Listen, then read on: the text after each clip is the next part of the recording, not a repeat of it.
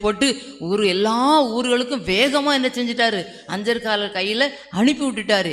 இனி என்னுடைய ஜனங்கள் தப்புவதற்கு சான்ஸ் இல்லை. ஒருவேளை நீ ராஜாத்தியா இருந்தாலும் நீ மட்டும் தப்புவான்னு நினைக்காத. இந்த காலத்துல நீ மௌனமா இருந்தா இந்த யூதர்களுக்கு ரட்சிப்பு எப்படி வரும், வேற இடத்துல இருந்து வரும்னு சொல்லி அதை சொல்லுங்கன்னு சொல்லி அனுப்பினார். உடனே அந்த எஸ்தர் என்ன சொல்றா பாருங்க. அதே எஸ்தரின் புத்தகம் 4ஆம் அதிகாரம் 15ஆம் வசனம். அப்பொழுது எஸ்தர் மொர்தெகாய்க்கு மறுபடியும் சொல்ல சொன்னது, நீர் போய்.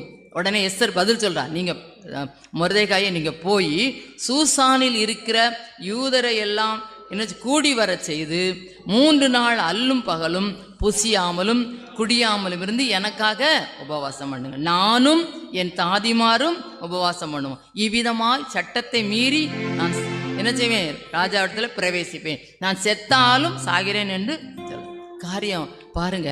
இப்ப என்ன நடந்துச்சு நம்முடைய குடும்பங்கள்ல?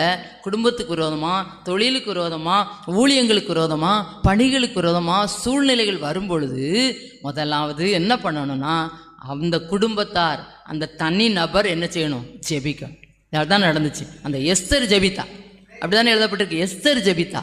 அதோட இல்ல, அவருடைய ஃப்ரெண்ட்ஸ் எல்லாம் சேர்ந்து ஒரு குழுவினர் ஜெபித்தார்கள். அதோட இல்ல, யூதர்கள் எல்லாரும் என்ன செய்யணுமா, அப்போ நம்முடைய ஜெபம் எப்படி மாறணும்னா, இந்த காரியம் சத்துருக்களை அழிக்கவோ அல்லது அந்த சத்துருக்களுக்கு இருந்து நமக்கு விடுதலை கொடுத்து அவர்களை ரட்சித்து ஆண்டவர்கிட்ட கொண்டு வரவோ ஆண்டவர்